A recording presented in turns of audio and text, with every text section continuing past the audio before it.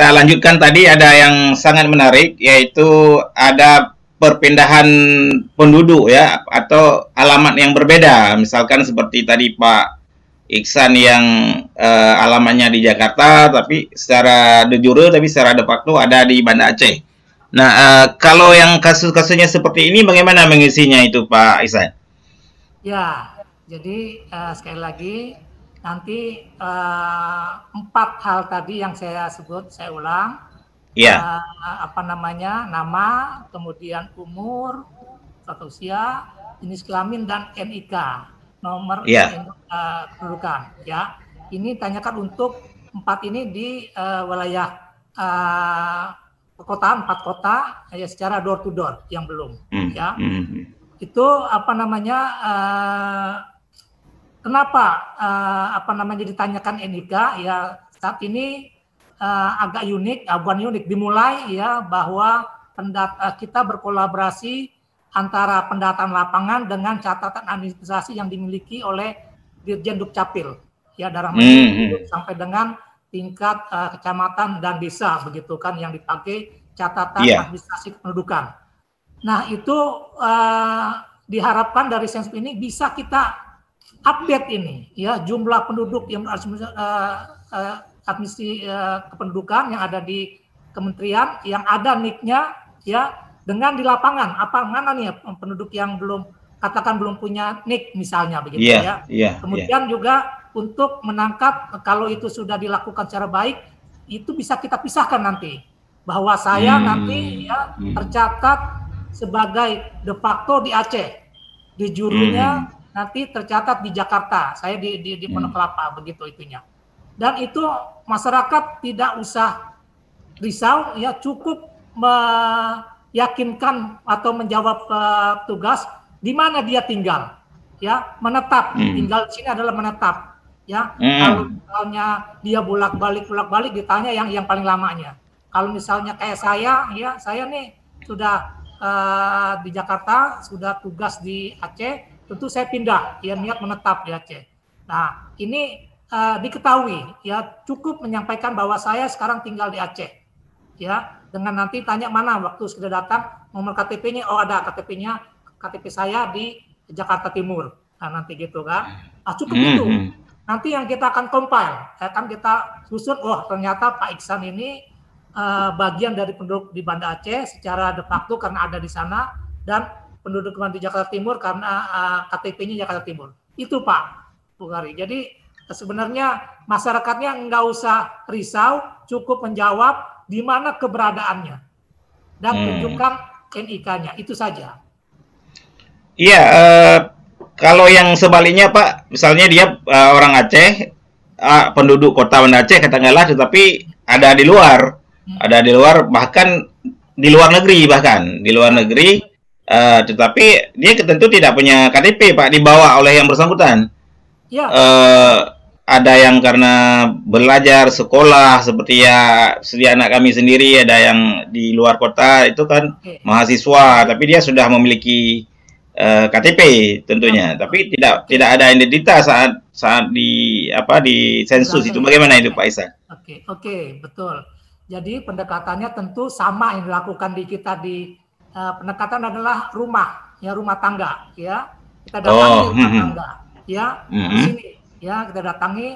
Oh ini ditanya, oh ini ada nih anak bapak gitu kan tinggalnya di kuliah menetap atau bekerja di Jawa Timur gitu kan. Nanti pendekatan hmm, akan ditanya itu kan ditanya, oke dicatat aja. Oh KTP-nya masih hmm, KTP Banda Aceh, dicatat ininya bahwa hmm, ini adalah tinggalnya di Jawa Timur, itu saja.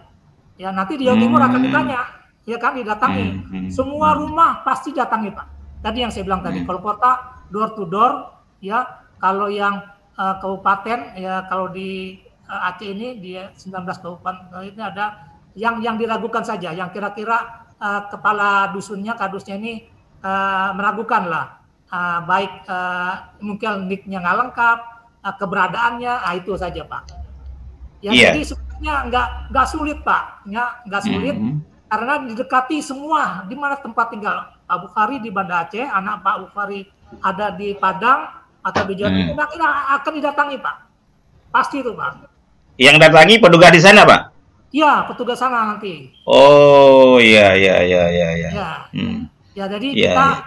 prinsipnya kalau kita sudah berprinsip mendata bangunan ya, sebagai tempat tinggal, tentu semua itu kita lakukan di seluruh Indonesia, artinya terdata sudah seluruh pasti. Ya, di mana dia tinggal. Tinggal lagi kita bisa memisahkan, oh KTP-nya Banda Aceh nih, kenapa apa kan? Tinggal itu saja. Tapi dia ada di Padang atau di Jawa Timur, itu saja. Jadi nggak usah khawatir, kami akan mengcompile, memvalidasi ya apa dari data yang kami kumpulkan. Cuma tadi yakinkan, jawab dengan apa adanya, jujur, kalau sudah menetap begitu kan, sehingga bisa kategorinya jadi jelas. Gitu Pak. Iya, iya. Ini mungkin kasusnya lain lagi nih Pak Ihsan. Misalkan di rumah kita kan ada asisten rumah tangga lah katakan. Itu kan bisa punya KTP dan bisa tidak punya Pak. Ya. Mungkin rata-rata kita tahu mereka mungkin malas mengurusnya, atau kalau asisten rumah tangga yang yang direkrut dari tenaga kerja yang resmi, mungkin itu tidak ada persoalan ya. Tetapi ini kan ada yang dibonceng saja, dibawa itu waktu hari raya atau apa dari itu tidak punya identitas yang lengkap. Ini masuk kemana ini Pak Ihsan ya kalau kasusnya seperti ini? Ya, jadi sekali lagi pendekatannya adalah rumah tangga, bangunan sensus. Kita nyebutnya bangunan sensus. Ya, bangunan sensus itu rumah tempat tinggal, bisa bangunan sensus tempat tinggal, tidak tempat tinggal begitu ya. Pendekatan itu kita datangi. Pak Bukhari, mohon maaf ya, sebagai contoh ada rumah tangga ya. Kalau memang dia menetap di tempat rumah Pak Bukhari, dia dicatat sebagai bagian anggota rumah tangga Pak Bukhari. Iya. Ya, dicatat sebagai bagian. Tapi kalau pembantunya misalnya mobile, saya dulu di beberapa tuh pembantunya pulang siang, pagi cuma nyuci, setrika, setelah itu pulang gitu kan ke rumah, cuma membantu setengah hari aja begitu kan. Nah itu dicatat di rumah tangga tempat dia tinggal, kan begitu ininya. Kasus rumah tangga yang memang menetapkan kita bagian dari anggota rumah tangga. Tinggal lagi tadi memilah, ya kan, punya KTP nggak, kan gitu kan? Kalau ada, mana nomor KTP-nya? Itu saja. Kalau tidak ada, tidak dimasukkan. Ya kalau ada, dicatat saja Pak ya. Nanti itu tugas. Jadi gitu Pak. Kami dalam hal ini nanti itu bagian tugas dari Dukcapil ya, untuk nanti melengkapi ya, menyasar ke penduduk-penduduk dari hasil sensus ini yang tidak punya KTP gitu misalkan. Makanya kita berkolaborasi, tadi kan saya sebut berkolaborasi, data kita di lapangan ini loh, ada yang nggak punya KTP misalnya kan begitu kan. Ini kita serahkan nanti di Dukcapil ya, daftar ini semua dikompil, kita sampaikan ini penduduk yang sesuai dengan harapan, tempat tinggal jelas, KTP jelas, tinggal sana, kemudian ini rumah tangga yang KTP-nya saja ya sebaliknya ini tinggal di sini, KTP-nya tempat lain gitu kan. Nah, ini yang tidak ada KTP itu semua nanti kita rekap, kita sampaikan nanti dengan ke Dukcapil. Nanti tentunya agenda ya, ini agenda pemerintah dalam hal ini Kementerian Dalam Negeri, dan yang akan memfollow up ya hasil ini, pencatatan administrasi untuk dilengkapi begitu. Anak-anak yang belum ber-KTP juga dicatat Pak ya? Tentu saja Pak ya? Ya, ini kan penduduk Pak, jiwa. Baru lahir 1 hari aja yang sudah hidup ya, itu kita catat tuh. Jadi ya tentu sampai dengan umur 1 tahun, balita, remaja, sampai dengan yang nenek-nenek, kakek-kakek begitu, yang itu kita catat. Nah, ini namanya sensus penduduk ya, mendata penduduk ya, masyarakat yang ada ya dalam ini di Aceh begitu. Ini Pak Ihsan, saya baca satu pertanyaan dari pemirsa yang mengikuti acara forecast ini, dari Martunis Safrudin. di sensus atau kami sendiri yang sensus petugas nggak mensensus kami. Mereka kasih kertas itu lalu kami sendiri yang isi. Apa itu namanya di sensus? Ya, Memang nggak ya. pertanyaannya agak agak Ya, berbalik sedikit. Pak, tapi saya paham, Iya, paham, Pak. iya. Tadi yang saya bilang tadi, Mm-hmm. untuk 19 kabupaten yang ada di Aceh, nanti akan diserahkan daftar pertanyaan yang saya bilang Iya, tadi, iya, kuesioner. iya, Ya, itu yang akan diisi. Ya, iya, betul. Jadi pertanyaan Pak Sapudin tadi, uh, saya yakin Pak Sapudin tinggal bukan di kabupaten, bukan di 4 kota ini, ya, iya, karena iya, di 4 kota ini tidak akan diserahkan pertanyaan itu. Yang iya, diserahkan iya, adalah di 19 kabupaten yang iya. ada di Aceh ini. Itu tolong isi, ya. Nanti akan dijemput sendiri hasilnya oleh petugas. Itu yang kami bilang, saya bilang tadi, menghindari apa nih komunikasi yang Oh, menjadi media penularan COVID-19 ini. Ya, kita hindari. Lagi-lagi kita demi mengutamakan kesehatan itu saja, nggak ada sebenarnya maksud lainnya. Kita berinteraksi tidak terlalu intens begitu di sisi sendiri, nanti diambil oleh petugas. Betul. Iya, iya. Kalau misalnya langsung datang sendiri, misalnya secara sukarela ke BPS bisa itu, Pak? Ya, yang jelas ya ini ada petugas sensus yang saya bilang tadi. Oh, iya, iya. Datang berarti datang dengan petugas sensus ya. Iya, iya. Petugas sensus ini akan bekerja sama dengan kadus, kepala dusun, ya, untuk memverifikasi keberadaan dari masyarakat. Ya, di sana mungkin ngumpulnya di kantor dusun atau kepala desa ya ininya. Kalau mau ini sebenarnya nggak masalah, ya terima kasih. Tapi poinnya nanti akan di apa namanya laksanakan oleh petugas yang akan mengunjungi. Ya. Iya. Anda. Iya. Ini Pak, ini juga namanya pekerjaan manusia ya Pak. Dari yang ingin saya masukkan ini kan bisa saja tidak tercover secara seluruhnya. Mungkinnya sampai deadline yang akan berakhir pada 30 September nanti untuk sensus tatap muka ini. Nah, kalau ada yang masyarakat misalkan belum mendapat kesempatan untuk disensus, apa yang harus mereka lakukan, Pak Ihsan?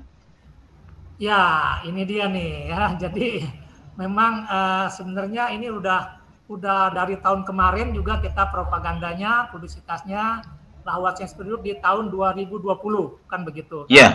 Nah, kesempatan yang terakhir inilah September ya. Ini adalah kesempatan untuk masyarakat berkontribusi ya. Setelah itu tidak ada lagi kesempatan, Pak. Dan tentu kami meyakini dari segi metodologi ya bahwa semua namanya sensus penduduk itu sudah tercatat semua. Tidak ada yang tidak tercatat, tidak ada yang tercatat 2 kali. Nah, itu kami yakini gitu. Karena apa? Karena setiap petugas itu berkolaborasi dengan kepala dusun di seluruh Indonesia, di Aceh. Pastikan tuh ada daftar penduduknya di dusun A, ya di tempat yang misalnya Setui ada daftarnya. Nih di sana ada nama saya, gitu kan. Kalau nggak ada nanti baru, ada sini nih Pak Iksan ini, Pak Kadusnya bilang kan, itu Pak kata kuncinya nanti ada pemeriksaan daftar penduduk, ya yang dilakukan oleh petugas bersama kepala dusun atau kecil, ya, lakukan seluruh Indonesia. Kalau di tingkat Jakarta tuh dengan RT, kepala RT, ya, tergantung lingkungan setempat lah apa ininya. Itu bekerja sama, berkoordinasi, ya, untuk mengecek warganya, ya, lagi-lagi dicek semua. Mana yang ragu tadi yang saya bilang didatangi, lalu diserahkan pertanyaan door to door untuk 19 kota kabupaten di Aceh ya, yang 4 kota itu cukup sampai menanya 4 saja kalau belum melakukan SP online. Dia menanya akan ditanya tentang nama di anggota rumah tangganya, jenis kelamin, umur dan NIK. Cuma itu saja. Ya, jadi kalau yang dibilang Pak Bukhari tidak tercover, kalau dari segi metodologi kami Pak Iya. Ini sepertinya tidak, karena semua bangunan sensus itu kami petugas tuh memiliki peta, Pak. Draft hitungannya. Dia Iya, harus iya, menggambar iya. posisinya rumahnya di mana nih. Oh, di bangunan Oh, sekian. Ini sekian. Jadi semua itu nanti akan tergambar di mana dia tinggal dalam satu desa, ya, itu posisi rumahnya harus bangunannya di mana tinggalnya. Itu harus iya, ditulis iya, oleh iya. petugas. Iya, iya, Ya, jadi tercover semuanya seharusnya iya, iya, tempat-tempat tinggal yang ada di seluruh Indonesia, termasuk di iya, Aceh. Tidak iya, ada bangunan tidak didatang oleh petugas nantinya. iya. Betul. Ini Pak, di sesi ini satu lagi, ini kan ada karakter masyarakat atau psikologis masyarakat, Pak ya. Oke. Terutama itu seperti nelayan, misalkan dia istrinya tidak akan berani memberi keterangan, tidak berani karena suaminya nggak ada. Suaminya biasa jam itu malah tidak ada di rumah dia, Pak. Kadang masih di laut. Baru ada misalkan pulang sore atau malam ada, tapi pagi-pagi sekali dini hari udah berangkat lagi. Apakah nanti apa namanya? Bagaimana cara supaya ini bisa bisa tersensus? Eh, Ya, Kadang-kadang istri itu sangat patuh kepada suami.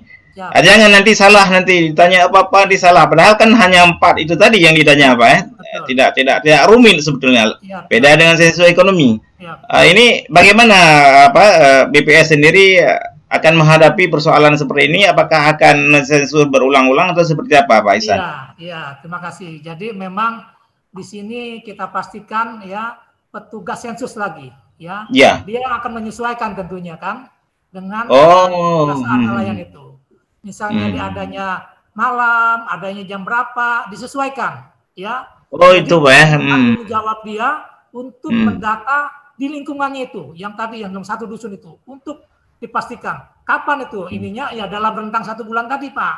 Betul, Ya, betul, iya, mulainya. iya. Jadi memang, nah, kalau untuk penduduk yang mobile dia nggak pernah balik, misalnya awak anak buah kapal gitu kan, Iya, ya, betul, betul. tunawisma begitu yang nggak menetap Iya. tinggalnya, itu nanti kita tuju di hari sensus kita menyebutnya.